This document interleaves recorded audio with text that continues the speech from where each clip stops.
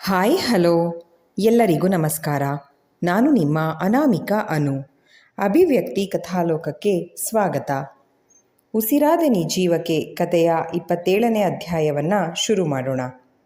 ಶಾರದಾ, ನಮ್ಮ ಚಂದ್ರ 2 ವರ್ಷದಿಂದ ಮದುವೆ ಬೇಡ, ಸಂಸಾರ ಬೇಡ ಅಂತ ಎಲ್ಲರಿಂದ ದೂರ ಬಂದು ಇಲ್ಲಿ ಉಳ್ಕೊಂಡು ಯಾವುದೋ ಹೊತ್ತಲ್ಲಿ ಊಟ, ಯಾವುದೋ ಹೊತ್ತಲ್ಲಿ ನಿದ್ದೆ ಮಾಡ್ಕೊಂಡಿದ್ದವನು ಈಗೀಗ ಆರುಷಿಗೋಸ್ಕರ ಅವಳ ಮಗನಿಗಾಗಿ ತನ್ನದಲ್ಲದ ಜವಾಬ್ದಾರಿಯನ್ನು ತಗೊಳ್ತಾ ಇದ್ದಾನೆ. ಚಿಂಟು ಜೊತೆಗೆ ಚಂದ್ರನ ಒಡನಾಟ ನೋಡಿದಾಗ ಯಾಕೋ ಆ ಮಗು ನಮ್ಮ ಮಗನನ್ನೇ ತನ್ನ ತಂದೆ ಅನ್ನುವಂತೆ ಹಚ್ಕೊಂಡು ಬಿಟ್ಟಿದೆ ಅಂತ ಅನಿಸುತ್ತೆ. ಈ ಅರಿಯದ ಬಂಧಕ್ಕೆ ನಾವು ಯಾಕೆ ಒಂದು ಹೆಸರು ಕೊಡಬಾರ್ದು? ಕುಮಾರ್ ಅವ್ರ ಬಳಿ ಮಾತನಾಡಿ ಯಾಕೆ ಆರುಷಿನೇ ನಮ್ಮನೆ ಸೊಸೆ ಮಾಡ್ಕೊಳ್ಬಾರ್ದು ಎಂದು ಕೇಳಿದ್ರೆ ಶಾರದಾ ಅವರು ಕೋಪಗೊಂಡ್ರು. ಆರುಷಿ ಬಗ್ಗೆ ನನಗೆ ಯಾವ ಅಸಮಾಧಾನವೂ ಇಲ್ಲ. ಅವಳ ಗತದ ಬಗ್ಗೆ ಸತ್ಯ ಗೊತ್ತಾದಾಗಿಂದ ಆ ಹುಡುಗಿ ಬಗ್ಗೆ ಕನಿಕರ ಉಂಟಾಗಿದೆ. ಹಾಗೆ ಅವಳ ಬದುಕು ಕಟ್ಕೊಂಡಿರೋ ರೀತಿಯಿಂದ ಹೆಮ್ಮೆನೂ ಆಗಿದೆ. ಆದರೆ ಅವಳನ್ನು ನನ್ನ ಸೊಸೆ ಅಂತ ಒಪ್ಕೊಳ್ಳಾರೆ. ನೋಡಿ, ಈ ರೀತಿಯಾದ ಯೋಚನೆ ಇನ್ನೆಂದೂ ನಿಮ್ಮ ಮನಸ್ಸಿಗೆ ಬರಬಾರ್ದು. ನನ್ನ ಮಗನಿಗೆ ಏನು ಕಡಿಮೆ ಆಗಿದೆ ಅಂತ ಒಂದು ಮಗುವಿನ ತಾಯಿಯನ್ನು ಅವನಿಗೆ ಗಂಟು ಹಾಕಬೇಕು? ಕೋಪಗೊಂಡು ರೇಗುತ್ತಾ ಅಡುಗೆ ಮನೆ ಸೇರಿಕೊಂಡ್ರೆ ನಿಟ್ಟುಸಿರು ಬಿಟ್ಟು ಈ ಜನ್ಮದಲ್ಲಿ ಇವಳಿಗೆ ಬುದ್ಧಿ ಬರಲ್ಲ ಎಂದು ಗೊಣಗಿ ನ್ಯೂಸ್ ಚಾನಲ್ ಹಾಕ್ಕೊಂಡು ಕೂತರು. ಆಫೀಸ್ ಗೇಟ್ ಹೊರಗೆ ಬೈಕ್ ನಿಲ್ಲಿಸ್ಕೊಂಡು ತನಗಾಗಿ ಕಾಯುತ್ತಿರುವ ಓಜಸ್ ಜೊತೆಗೆ ಚಿಂಟು ಸಹ ಬಂದಿರೋದನ್ನು ಕಂಡು ಮೊದಲಿಗೆ ಆರುಷಿ ತುಟಿಗಳು ಅರಳಿದವು. ಮಧ್ಯಾಹ್ನ ತ್ವಿಷಾ ಆಡಿದ ಮಾತುಗಳನ್ನು ನೆನೆದು ಹಾಗೆಯೇ ಅವಳು ತನ್ನ ಹಿಂದೆಯೇ ಆಫೀಸ್ ಹೊರಗೆ ಬಂದಿರುವುದನ್ನು ಗಮನಿಸಿ, ಚಂದ್ರ, ಇನ್ಮೇಲೆ ನೀವು ಹೀಗೆ ಬಂದು ನನ್ನ ಪಿಕಪ್ ಮಾಡೋ ಅವಶ್ಯಕತೆ ಇಲ್ಲ. ನಾನೇನು ಚಿಕ್ಕ ಮಗು ಅಲ್ಲ. ನನ್ನ ಸ್ಕೂಟಿ ಇಲ್ಲ ಆಟೋ ಹಿಡ್ಕೊಂಡು ಮನೆಗೆ ಬರ್ತೀನಿ ಅಂತ ಹೇಳಿದ್ರೆ ಓಜಸ್ ತನ್ನನ್ನೇ ನುಂಗುವಂತೆ ನೋಡುತ್ತಿರುವ ತ್ವಿಷಾನ ಗಮನಿಸಿ, ಈ ಸ್ನೇಹಿತರ ಮಧ್ಯೆ ಏನೋ ಮಾತುಕತೆ ನಡೆದಿದೆ ಅನ್ನೋದನ್ನು ಗ್ರಹಿಸಿ, ರೀ ಯಾರು, ಈಗ ನೀವಾಗೆ ನೀವು ಬಂದು ತೆಪ್ಪ ಕೂತ್ರೆ ಸರಿ, ನಖರ ಮಾಡಿದ್ರೆ ನಾನು ನಿಮ್ಮನ್ನು ಎತ್ತಾಕೊಂಡು ಹೋಗಬೇಕಾಗತ್ತೆ ಎಂದು ಹೇಳಿದ. ಚಿಂಟು ಸಹ ಬೈಕ್ನಲ್ಲಿ ಮುಂದೆ ಕೂತಿದ್ದವನು ಬಾಗಿ, ಅಮ್ಮ ಪ್ಲೀಸ್ ಬಾ, ದೊಡ್ಡ ರೌಂಡ್ ಹೋಗೋಣ. ಸಾರಾಳ ಹಾಗೆ ಅಪ್ಪನ ಬೈಕ್ ಮೇಲೆ ತನಗೂ ಸವಾರಿ ಮಾಡೋ ಆಸೆಯನ್ನು ಮೂನ್ ಬೈಕ್ ಏರಿ ತೀರಿಸ್ಕೊಳ್ತಾ ಇದ್ದ ಅವನು. ತನ್ನ ಮಗನ ಮುಂದೆ ತ್ವಿಷಾ ಏನಾದರೂ ಕೊಂಕು ಮಾತಾಡಿಬಿಟ್ರೆ ಅವನಿಗೆ ಎಲ್ಲವೂ ಅರ್ಥ ಆಗದೇ ಇದ್ರೂ ಏನೋ ಜಗಳ ಅನ್ನೋದು ತಿಳಿದು ಬರುತ್ತೆ. ಅಲ್ಲದೆ ಚಂದ್ರ ಅವರಿಗೂ ತ್ವಿಷಾಳ ತಲೆ ಬುಡ ಇಲ್ಲದ ಮಾತುಗಳು ಬೇಸರ ತರಿಸಬಹುದು ಎಂದು ಬೈಕ್ ಏರಿಬಿಟ್ಲು. ಬೈಕ್ ಸ್ಟಾರ್ಟ್ ಮಾಡಿದ ಓಜಸ್ ತ್ವಿಷಾ ಕಡೆಗೆ ಒಂದು ತೆರನಾದ ನೋಟ ಬೀರಿ ಹೊರಟ್ರೆ ಅವನ ಸುಡುಕಂಗಳು ತನ್ನನ್ನು ಹಾಗೆ ನೋಡಿದ್ಯಾಕೆ ಅರ್ಥ ಆಗದೆ ಓಜಸ್ ತನ್ನ ಕಡೆಗೆ ಯಾವುದೇ ಒಲವು ತೋರಿಸದೆ ಇರುವುದಕ್ಕೆ ಸ್ನೇಹಿತೆಯ ಮೇಲಿನ ಅಸಮಾಧಾನವನ್ನು ಹೆಚ್ಚಿಸಿಕೊಂಡು ತನ್ನ ಮನೆಯತ್ತ ಹೊರಟಳು. ಅಂದು ಭಾನುವಾರ.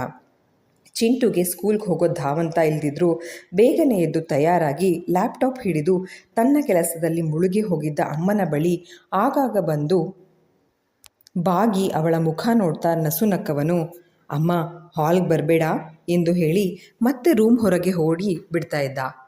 ಚಿಂಟು ನಡ್ಕೊಳ್ತಾ ಇರೋ ರೀತಿಗೆ ಆರುಷಿಗೆ ನಗು ಬಂದ್ಬಿಟ್ಟಿತ್ತು.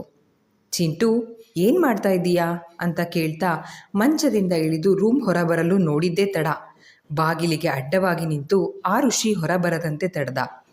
ಅಮ್ಮ ಪ್ಲೀಸ್ ಹೊರಗೆ ಬರಬೇಡ ಎಂದು ಹೇಳಿ ಅವಳಿಗೆ ಎತ್ತಿಕೋ ಅನ್ನುವಂತೆ ಕೈ ಚಾಚಿದ. ಅವನನ್ನು ತನ್ನ ತೋಳಲ್ಲಿ ಎತ್ಕೊಂಡು ಅವನ ದುಂಡಗಿನ ಕೆನ್ನೆಗೆ ಮುತ್ಕೊಟ್ಟು, ಏನು ತುಂಟ ಕೆಲಸ ಮಾಡೋಕ್ಕೆ ನನ್ನ ರೂಮ್ ಹೊರಗಡೆ ಬರೋಕ್ಕೆ ಬಿಡ್ತಾ ಇಲ್ಲ ನನ್ನ ಕಂದ ಅಂತ ಕೇಳಿದ್ರೆ ಅವಳ ಕೊರಳ ತಬ್ಬಿ, ಅಮ್ಮ ಹ್ಯಾಪಿ ಫಾದರ್ಸ್ ಡೇ ಎಂದು ಹೇಳಿ ಅವಳ ಕೆನ್ನೆಗಳಿಗೆ ತಾನು ಮುತ್ತಿಟ್ಟು ಬಿಟ್ಟ. ಮಗು ಹೇಳಿದ್ದೇನು? ನನಗೆ ಫಾದರ್ಸ್ ಡೇ ಅಂತ ವಿಶ್ ಮಾಡಿದ್ದ? ಯಾಕೆ? ಎಲ್ಲವೂ ಅಯೋಮಯ ಅನಿಸಿತ್ತು.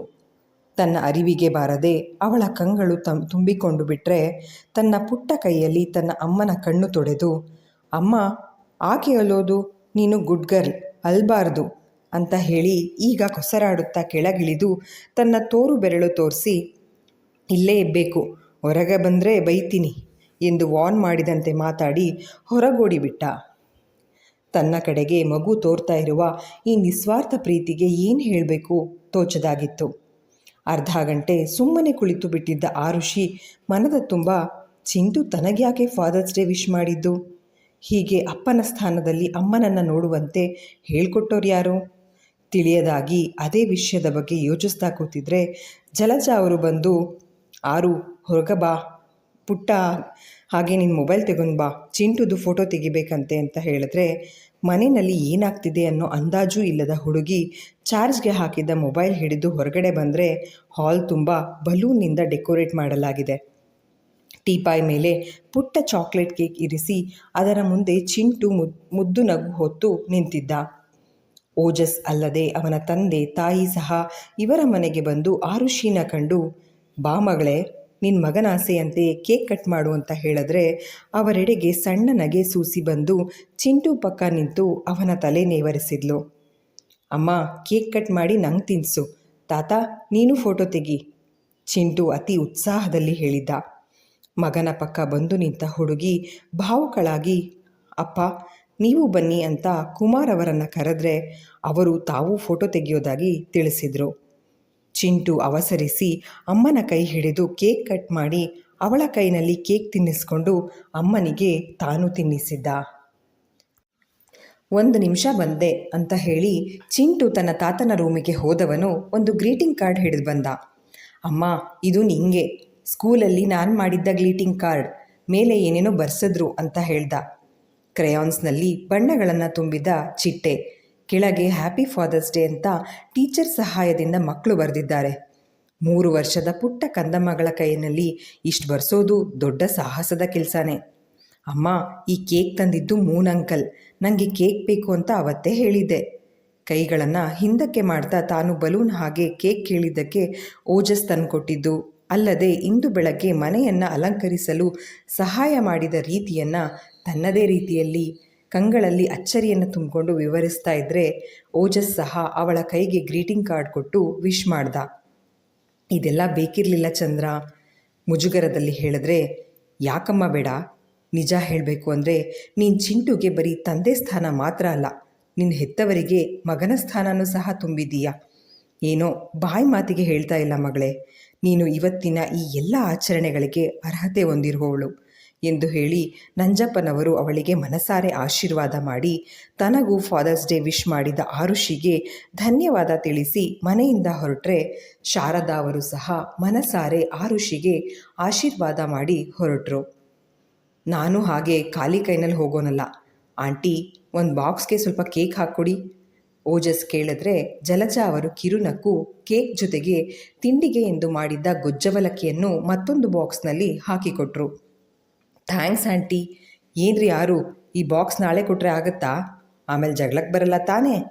ಅವಳನ್ನು ಛೇಡಿಸಿದ್ರೆ ಇಲ್ಲ ಅಂತ ತಲೆ ಆಡಿಸಿದ ಹುಡುಗಿ ಇನ್ನೂ ತನ್ನ ಮನಸ್ಸಿನ ತಳಮಳವನ್ನು ತಹಬದಿಗೆ ತಂದುಕೊಳ್ಳಲು ಆಗದೆ ಕೈನಲ್ಲಿ ಓಜಸ್ ಕೊಟ್ಟಿದ್ದ ಗ್ರೀಟಿಂಗ್ ಮೇಲೆ ಕಣ್ಣಾಡಿಸಿದ ಹುಡುಗಿಯ ಮನಸ್ಸಿನ ತುಂಬ ಅರಿಯದ ಭಾವನೆ, ಸಣ್ಣ ನೋವಿನ ಜೊತೆಗೆ ಹರ್ಷವನ್ನು ತುಂಬಿತ್ತು. Happy Father's Day to the wonderful mother out there who is working really hard to keep your little one happy. Proud of you Arushi. ಯಾವಾಗಲೂ ಒಂದು ಸುಂದರ ನಗು ನಿಮ್ಮ ಮುಖದ ಮೇಲೆ ಮೂಡಿರಲಿ. ಮಾಸದ ಸಂತೋಷ ನಿಮ್ಮ ಮನದಲ್ಲಿ ತುಂಬಿರಲಿ. 100 ವರ್ಷ ಈ ಹರುಷ ಸದಾ ನಿಮ್ಮ ಜೊತೆಗಿರಲಿ. ಓಜಸ್ ತನಗಾಗಿ ಬರೆದ ಪದಗಳನ್ನು ಓದಿದವಳ ಮನಸ್ಸು ಪ್ರಫುಲ್ಲಗೊಂಡಿತ್ತು. ಥ್ಯಾಂಕ್ ಯು ಚಂದ್ರ, ನಿಮ್ಮ ಈ ಹಾರೈಕೆಗೆ ಎಷ್ಟು ಧನ್ಯವಾದ ಹೇಳಿದರೂ ಕಡಿಮೆನೆ.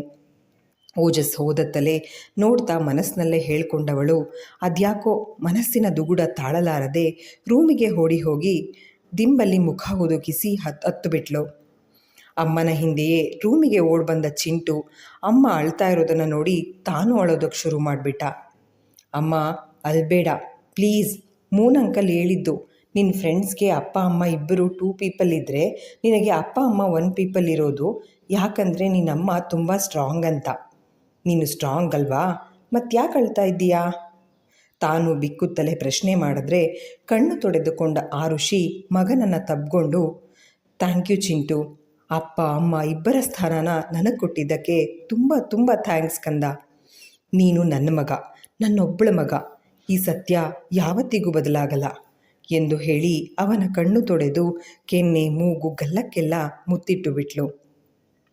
ವಾರದ ಹಿಂದೆ ವಿಜಯ್ ಇವಳ ಕಣ್ಣಿಗೆ ಬಿದ್ದಾಗಿನಿಂದ ಅವ್ಯಕ್ತ ಭಯ ಕಾಡೋದಕ್ಕೆ ಶುರುವಾಗಿದೆ.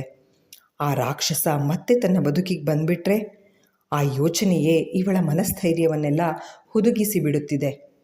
ಆದರೂ ಮಗನ ಎದುರು ವೀಕ್ ಆಗಿರಬಾರ್ದು ಅಂತ ದೀರ್ಘ ಉಸಿರನ್ನು ಹೊರದಬ್ಬಿ ಕಷ್ಟಪಟ್ಟು ತನ್ನ ಮನಸ್ಸನ್ನು ಒಂದು ತಹಬದಿಗೆ ತಂದುಕೊಂಡಳವಳು. ಚಿಂಟು ಮರಿ, ನೀನಿವತ್ತು ನನಗೆ ಸರ್ಪ್ರೈಸ್ ಕೊಟ್ಟೆ ಅಲ್ವಾ, ಅದಕ್ಕೆ ನಾನು ನಿನಗೆ ಪುಟ್ಟ ಸರ್ಪ್ರೈಸ್ ಕೊಡ್ಲಾ? ಇಬ್ಬರು ಸುತ್ತಾಡಿಕೊಂಡು ಐಸ್ ಕ್ರೀಮ್ ತಿನ್ಕೊಂಡು ಬರೋಣ? ಅತ್ತು ಕೆಂಪಾಗಿದ್ದ ಮಗನ ಮೊಗವನ್ನು ತನ್ನ ದುಪ್ಪಟಾದಲ್ಲೇ ಒರೆಸಿ ಕೆದರಿದ್ದ ಕೂದಲನ್ನು ಹಿಂದಕ್ಕೆ ಸರಿಸುತ್ತಾ ಕೇಳಿದ್ರೆ, ಅಮ್ಮ, ಮೂನಂಕಲ್ ಬತ್ತಾರಾ? ಕಣ್ಣರಳಿಸಿ ಕೇಳಿದ್ದ. ಮೂನಂಕಲ್ಗೆ ಬೇರೆ ಕೆಲಸಗಳಿರುತ್ತೆ ಅಲ್ವಾ, ಈಗಾಗಲೇ ಅವರು ನಮಗೆ ಎಷ್ಟೊಂದು ಸಹಾಯ ಮಾಡಿದ್ದಾರೆ. ಪಾಪ ಅಲ್ವಾ ಅವರು, ನಮ್ಮಿಂದ ಅವ್ರಿಗೆ ತೊಂದರೆ ಆಗೋದು ಬೇಡ ಕಂದ. ನಾನು ನೀನು ಇಬ್ಬರೇ ಹೋಗಿ ಬರೋಣ, ಬಾ, ಬೇರೆ ಬಟ್ಟೆ ಹಾಕ್ತೀನಿ ಎಂದು ಹೇಳಿ ತಾನು ಮುಖ ತೊಳೆದು ಫ್ರೆಶ್ ಆದವಳು ಮಗನಿಗೂ ಮುಖ ತೊಳೆಸಿ ಬೇರೆ ಬಟ್ಟೆ ತೊಡಿಸಿ ಅಪ್ಪ ಅಮ್ಮನಿಗೆ ತಿಳಿಸಿ ಹೊರಟ್ಲು. ಅಮ್ಮ ಮಗ ಈ ಕಡೆ ಹೊರಡುತ್ತಲೇ ಕುಮಾರ್ ಅವರು ಓಜಸ್ಗೆ ಕರೆ ಮಾಡಿದರು. ಅಮ್ಮ, ಆಟೋ ಬೇಡ, ನಿನ್ನ ಸ್ಕೂಟಿಲಿ ಹೋಗೋಣ ಪ್ಲೀಸ್.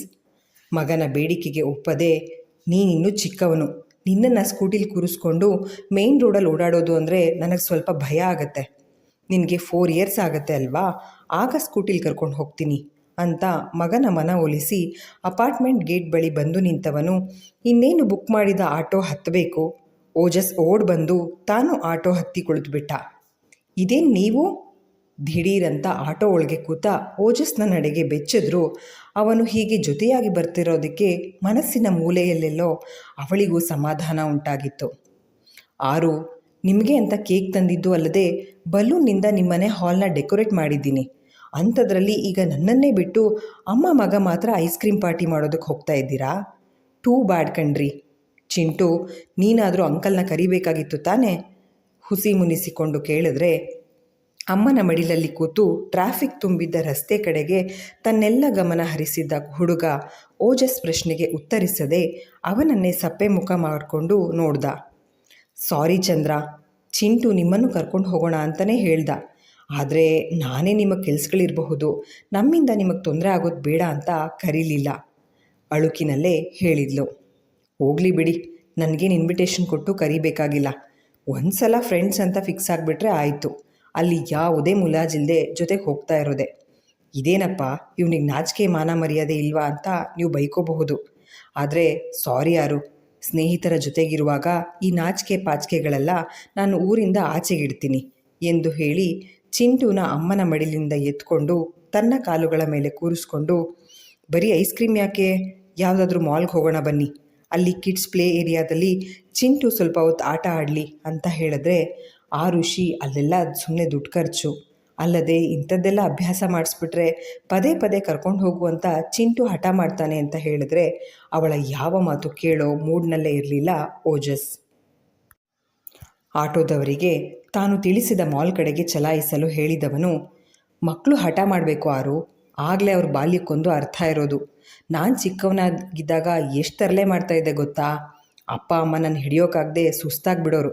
ಕೋಪ ಬಂದರೆ ಯಾವುದಾದ್ರೂ ಮರ ಹತ್ತು ಕೂತ್ಕೊಂಡು ಬಿಡ್ತಾಯಿದ್ದೆ. ಆಗೆಲ್ಲ ನನ್ನ ರಮಿಸಿ ನನ್ನ ಕೋಪ ತಣ್ಣಗೆ ಮಾಡಿ ಆಮೇಲೆ ನನಗೇನು ಬೇಕು ಅಂತ ಅದನ್ನು ಕೊಡಿಸಿ ಸಮಾಧಾನ ಮಾಡ್ತಾ ಇದ್ದಿದ್ದೆ ನನ್ನ ಅಣ್ಣ ಎಂದು ಹೇಳಿದವನ ಕಣ್ಣಂಚು ಜಾನಕಿರಾಮನನ್ನು ನೆನೆದು ಒದ್ದೆಯಾಗಿತ್ತು. ಆರುಷಿಗೆ ಕಾಣದಂತೆ ಕಣ್ಣು ತೊಡೆದುಕೊಂಡವನು, ರೀ ಆರುಷಿ, ಈಗ ಬಾಲ್ಯದ ಕಥೆ ಬಿಟ್ಟಾಕಿ, ನಿಮ್ಮ ಹತ್ರ ನಾನೊಂದು ದೊಡ್ಡ ವಿಷಯ ಮುಚ್ಚಿಟ್ಟಿದ್ದೀನಿ ಕಣ್ರಿ. ನನ್ನ ಬೆಸ್ಟ್ ಫ್ರೆಂಡ್ ಅನ್ನಿಸ್ಕೊಂಡ ವ್ಯಕ್ತಿ, ಅದೇ ನಿಮ್ಮ ಕಸಿನ್, ನನ್ನ ಪಾರ್ಟ್ನರ್ಶಿಪ್ನಿಂದ ಅಲ್ಲದೆ ನಾನು ವಹಿಸ್ಕೊಂಡಿದ್ದ ಪ್ರಾಜೆಕ್ಟ್ಸ್ಗಳಿಂದ ಸಹ ಕಿತ್ತಾಕ್ಬಿಟ್ಟ. ನಾನು ಆ ಕಂಪ್ನಿ ತೆಗೆಯೋದಕ್ಕೆ ಅವನಿಗಿಂತ ಜಾಸ್ತಿ ಹಣ ಹಾಗೆ ಬುದ್ಧಿ ಖರ್ಚು ಮಾಡಿದ್ದೀನಿ. ಆದರೆ ಅದು ಯಾವುದಕ್ಕೂ ಬೆಲೆನೇ ಇಲ್ಲದ ಹಾಗಾಯಿತು. ನಾನು ಹೂಡಿದ್ದ ಹಣಕ್ಕೆ ಸ್ವಲ್ಪ ಲಾಭ ಅಂತ ಸೇರಿಸಿ ಒಂದು ಚೆಕ್ ಕೊಟ್ಟು, ಮುಲಾಜಿಲ್ಲದೆ ನೀನಿನ ಮೇಲೆ ಈ ಆಫೀಸ್ ಕಡೆ ತಲೆ ಹಾಕಬೇಡ ಅಂತ ಹೇಳಿಬಿಟ್ಟ. ಓಜಸ್ ಮಾತನಾಡುವಾಗ ಅವನ ಧ್ವನಿ ಗದ್ಗದಿತವಾಗಿದ್ದು ಆರುಷಿ ಗಮನಕ್ಕೂ ಬಂದಿತ್ತು. ಐ ಆಮ್ ಸೋ ಸಾರಿ ಚಂದ್ರ, ಅವತ್ತು ನೀವು ಮೆಸೇಜ್ ತೋರಿಸಿದಾಗ ಏನೋ ಸಣ್ಣ ಮನಸ್ತಾಪಕ್ಕೆ ಹೀಗೆ ಸ್ನೇಹಿತರು ಜಗಳ ಮಾಡ್ಕೊಂಡಿದ್ದೀರಾ ಅಂತ ಅಂದ್ಕೊಂಡಿದ್ದೆ. ಆದರೆ ಅವನು ನಿಮ್ಮನ್ನು ಹೀಗೆ ನಿಜವಾಗ್ಲೂ ಬಿಸ್ನೆಸ್ಸಿಂದ ದೂರ ಮಾಡ್ತಾನೆ ಅಂತ ಅಂದ್ಕೊಂಡಿರಲಿಲ್ಲ. ಯಾಕೋ ಒಂದೊಂದು ಸಲ ಒಳ್ಳೆಯವರಿಗೆ ಈ ಭೂಮಿ ಮೇಲೆ ಕಾಲ ಇಲ್ಲ ಅನಿಸುತ್ತೆ. ಬೇಸರದಲ್ಲಿ ಹೇಳಿದ್ರೆ ಕ್ಷಣ ಅವಳನ್ನೇ ಕಿಕ್ಕರಿಸಿಕೊಂಡು ನೋಡಿ ನಕ್ಕುಬಿಟ್ಟ. ಈ ನಗು ಯಾಕೆ? ಓಜಸ್ನ ನಡವಳಿಕೆ ವಿಚಿತ್ರ ಅನಿಸಿ ಪ್ರಶ್ನೆ ಮಾಡಿದ್ರೆ ಏನಿಲ್ಲ ಅಂತ ತಲೆ ಆಡಿಸ್ದ. ಬೆಂಗಳೂರಿನ ಒಂದು ಪ್ರತಿಷ್ಠಿತ ಮಾಲ್ ಮುಂದೆ ನಿಂತ ಆಟೋದಿಂದ ಮೂವರು ಇಳಿದು ಆರುಷಿ ನಿರಾಕರಣೆಯನ್ನು ಲೆಕ್ಕಿಸದೆ ಓಜಸ್ ತಾನೇ ಆಟೋಗೆ ಹಣ ಕೊಟ್ಟಿದ್ದು ಮಾತ್ರವಲ್ಲ, ಕಿಡ್ಸ್ ಪ್ಲೇ ಏರಿಯಾಗೆ ಪಾಸ್ ಕಾರ್ಡ್ ಕೂಡ ಅವನೇ ಖರೀದಿ ಮಾಡ್ದ. ತನ್ನ ಜೀವನದ ಕರಾಳ ದಿನಗಳ ನಂತರ ಕೆಲಸಕ್ಕೆ ಸಂಬಂಧಪಟ್ಟಂತೆ ಮಾತ್ರವೇ ಅಂಗಡಿಗಳಿಗೆ ಭೇಟಿ ಕೊಡ್ತಾ ಇದ್ದ ಹುಡುಗಿ ಇಂದು ಮೊದಲ ಬಾರಿಗೆ ಮಗನ ಜೊತೆಗೆ ಹೀಗೆ ಖುಷಿನಲ್ಲಿ ಸಮಯ ಕಳೀತಾ ಇದ್ಲು. ಈ ಸುಂದರ ಕ್ಷಣಗಳನ್ನು ಆರುಷಿ ತುಂಬು ಮನಸ್ಸಿನಿಂದ ಆಸ್ವಾದಿಸುತ್ತಾ ಇದ್ದರೆ ಅವಳಿಗಿಂತ 100 ಪಟ್ಟು ಹೆಚ್ಚು ಚಿಂಟು ಖುಷಿಯಾಗಿ ಇರುವನು. ಜಂಪಿಂಗ್ ಕ್ಯಾಸಲ್, ನಂತರ ಪುಟ್ಟ ಟಾಯ್ ಟ್ರೈನ್, ಇಂಥ ಮಕ್ಕಳಿಗಾಗಿ ಬರೋ ಸಣ್ಣ ಪುಟ್ಟ ರೈಡ್ಸ್ನ ಎಂಜಾಯ್ ಮಾಡಿದ ಹುಡುಗನ ಸಂತಸ ಹೇಳತೀರದಾಗಿದೆ. ಆರುಷಿ ತನ್ನ ಮಗನ ಖುಷಿಯ ಕ್ಷಣಗಳನ್ನು ತನ್ನ ಫೋನ್ ಕ್ಯಾಮರಾದಲ್ಲಿ ಸೆರೆ ಹಿಡಿತಾ ಇದ್ದರೆ ಮಗು ಜೊತೆಗೆ ಅವನಿಗೆ ಯಾವುದೇ ತೊಂದರೆ ಆಗದಂತೆ ಓಜಸ್ ನಿಗಾ ವಹಿಸ್ತಾ ಇದ್ದ. ಈ ಆಟ, ಮೋಜು, ಮಸ್ತಿಗಳ ನಡುವೆಯೇ ಮೂವರು ಐಸ್ ಕ್ರೀಮ್, ಪಾಪ್ಕಾರ್ನ್ ಅಲ್ಲದೆ ಕಾಟನ್ ಕ್ಯಾಂಡಿ ಸವಿಯುವಾಗ ಆ ತಿನಿಸನ್ನು ಮೊದಲ ಬಾರಿಗೆ ಕಂಡಿರುವ ಚಿಂಟುಗೆ ಅದನ್ನು ಬಾಯಿಗೆ ಹಾಕಿಕೊಳ್ಳಲು ಭಯವಾಗ್ತಿದೆ. ಅಮ್ಮ ಬೇಡ ಇದು. ಆರುಷಿ ತಿನ್ನಿಸಲು ಹೋದರೆ ಬೆಚ್ಚಿದಂತೆ ಹಿಂದೆ ಹಿಂದೆ ಹೋಗುತ್ತಾ ಅಲ್ಲಿ ನಿಂತಿದ್ದ ವ್ಯಕ್ತಿಗೆ ಡಿಕ್ಕಿ ಹೊಡೆದ್ಬಿಟ್ಟ. ಕಿರಿಕಿರಿಯಲ್ಲಿ ಆ ಹೆಂಗಸು ಇನ್ನೇನು ಚಿಂಟು ಮೇಲೆ ರೇಗೋಳಿದ್ಲು. ಅಷ್ಟರಲ್ಲಿ ಓಜಸ್ ಎದ್ದು ಹೋಗಿ ಚಿಂಟುನ ಎತ್ಕೊಂಡು ಆ ಹೆಂಗಸಿನ ಬಳಿ ಕ್ಷಮಾಪಣೆ ಕೇಳಿ ಬಂದ. ಈ ಮಗುನ ಎಲ್ಲೋ ನೋಡಿದ ಹಾಗಿದೆ ಯೋಚಿಸುವಾಗಲೇ ಅವರ 8 ವರ್ಷದ ಮಗಳು ಮಾಮ್ ಬೌಲಿಂಗ್ ಹತ್ರ ಹೋಗೋಣ ಅಂತ ಹೇಳಿ ಆ ಕಡೆಗೆ ಅವಸರದ ಹೆಜ್ಜೆ ಹಾಕಿದ್ರೆ ಮಗಳನ್ನೇ ಹಿಂಬಾಲಿಸಿದ ಉಷಾ ಅವರ ಕಣ್ಣಿಗೆ ಆರುಷಿ ಬಿದ್ದುಬಿಟ್ಲು. ಕಾಟನ್ ಕ್ಯಾಂಡಿ ನೋಡಿ ತಿನ್ನಲು ಭಯ ಪಡ್ತಾ ಇರುವ ಮಗನ ರೀತಿಗೆ ನಗುತ್ತಾ ಅವನ ಕೆನ್ನೆಗಿಲ್ಲಿ, ಅಯ್ಯೋ ಕಂದ, ಇದು ಸ್ವೀಟ್ ಅಷ್ಟೇ ಕಣೋ, ಸ್ವಲ್ಪ ತಿನ್ನೋಡು ಎಂದು ಹೇಳಿ ಅವನಿಗೆ ಸ್ವಲ್ಪ ಸಿಹಿ ತಿನ್ನಿಸಿದ ಮೇಲೆಯೇ ಅವನ ಮುಖದ ಮೇಲಿನ ಗಾಬರಿ ಕಡಿಮೆ ಆಗಿದ್ದು. ಮೂನಂಕಲ್, ಇದು ಸ್ವೀಟಾ? ತನ್ನ ಪುಟ್ಟ ಕೈಗಳಲ್ಲಿ ಮೆಲ್ಲಗೆ ಹಣೆ ಚಚ್ಕೊಂಡು ತನ್ನ ಪಜೀತಿಗೆ ತಾನೇ ನಗ್ತಾ ಇದ್ದ ಮಗುನ ಎತ್ಕೊಂಡ ಓಜಸ್, ಚಿಂಟು, ನಿನ್ನಷ್ಟು ಕ್ಯೂಟ್ ಬಡಿ ನನಗೆ ಇಲ್ಲಿವರೆಗೂ ಸಿಕ್ಕಿರಲಿಲ್ಲ. ಥ್ಯಾಂಕ್ ಯು ಸೋ ಮಚ್, ನನ್ನೆಲ್ಲ ಟೆನ್ಷನ್ ಮರೆಸೋವಷ್ಟು ನನ್ನ ನಗಿಸಿದ್ದಕ್ಕೆ ಎಂದು ಹೇಳಿ ಈಗ ಮಗುನ ಮತ್ತೊಂದು ರೈಡ್ಗೆ ಕರೆದುಕೊಂಡು ಹೋದರೆ ಅವರಿಬ್ಬರನ್ನ ಹಿಂಬಾಲಿಸಿದ್ಲು ಆರುಷಿ. ಈ ಮನೆ ಹಾಳಿ ನನ್ನ ಗಂಡನ ಮಾತ್ರ ಬುಟ್ಟಿಗೆ ಹಾಕ್ಕೊಂಡಿದ್ದಾಳೆ ಅಂದ್ಕೊಂಡಿದ್ದೆ, ಆದರೆ ಹೀಗೆ ಬೇರೆ ಗಂಡಸರ ಸ್ನೇಹನೂ ಇದೆ ಅಂತ ಅಂದ್ಕೊಂಡಿರಲಿಲ್ಲ. ಬಾಲು ನೋಡಿದ್ರೆ ಇವಳೇನೋ ದೊಡ್ಡ ದೇವತೆ, ಗಂಡನಿಂದ ಮೋಸ ಹೋಗಿದ್ದಾಳೆ, ಅಯ್ಯೋ ಪಾಪ ಅಂತ ಕಥೆ ಹೇಳ್ತಾರೆ. ಆದರೆ ಗಂಡನಿಂದ ಇವಳೇ ಕಟ್ಕೊಂಡವನಿಗೆ ಮೋಸ ಮಾಡಿ ಹೀಗೆ ದಿನಕ್ಕೊಬ್ಬರ ಜೊತೆ ಸುತ್ತಾಡಿಕೊಂಡು ಮಜಾ ಮಾಡ್ತಿದ್ದಾಳೆ. ಈ ಆರುಷಿ ಮನೆ ಹಾಳಿ ಮಾತ್ರ ಅಲ್ಲ, ಮಾನ್ಗೆಟ್ಟವಳು. ಇರಲಿ, ಇನ್ನೊಂದು ಸ್ವಲ್ಪ ದಿನ, ಆಮೇಲೆ ನಾನು ಕೊಡೋ ಶಾಕ್ ಟ್ರೀಟ್ಮೆಂಟ್ಗೆ ಇವಳು ಬರೀ ಆಫೀಸಲ್ಲ, ಈ ಊರೇ ಬಿಟ್ಟು ಓಡಿ ಹೋಗಬೇಕು. ಆರುಷಿನ ದೂರದಿಂದಲೇ ದಿಟ್ಟಿಸಿ ನೋಡಿ ಮಗಳ ಕೂಗಿಗೆ ಓಗೊಟ್ಟು ಅತ್ತ ಕಡೆ ಹೆಜ್ಜೆ ಹಾಕಿದ್ರು. ತನ್ನ ಕಂದ ಜನಿಸಿದಾಗಿನಿಂದ ಮೊದಲ ಬಾರಿಗೆ ಹೀಗೆ ಅವನ ಜೊತೆಗೆ ಮುಕ್ತವಾಗಿ ಸುತ್ತಾಡ್ತಾ ಮನಸಾರೆ ಈ ಸಮಯವನ್ನು ಆಸ್ವಾದಿಸುತ್ತಾ ಇರುವ ಹುಡುಗಿಯ ಮೇಲೆ ಇಲ್ಲಸಲ್ಲದ ಅಭಿಪ್ರಾಯ ಬೆಳೆಸ್ಕೊಂಡ ಉಷಾ ಅವರಿಗೆ ತಿಳಿದಿಲ್ಲ. ಅವರು ಹಾಕಿಕೊಂಡಿರುವ ಯೋಜನೆಗಳಿಂದ ಆರುಷಿ ಜೀವನದಲ್ಲಿ ಒಂದು ಮಹತ್ತರ ಬದಲಾವಣೆ ಆಗುವುದರಲ್ಲಿದೆ ಎಂದು. ಇಲ್ಲಿಗೆ ಈ ಸಂಚಿಕೆ ಮುಕ್ತಾಯವಾಯಿತು. ಸಂಚಿಕೆ ನಿಮ್ಮೆಲ್ಲರಿಗೂ ಇಷ್ಟವಾಗಿದೆ ಅಂತ ಭಾವಿಸ್ತೇನೆ. ದಯವಿಟ್ಟು ನಿಮ್ಮ ಅನಿಸಿಕೆ ಅಭಿಪ್ರಾಯಗಳನ್ನು ಕಮೆಂಟ್ ಸೆಕ್ಷನ್ನಲ್ಲಿ ಹಂಚ್ಕೊಳ್ಳೋದನ್ನು ಮರಿಬೇಡಿ. ಧನ್ಯವಾದಗಳು.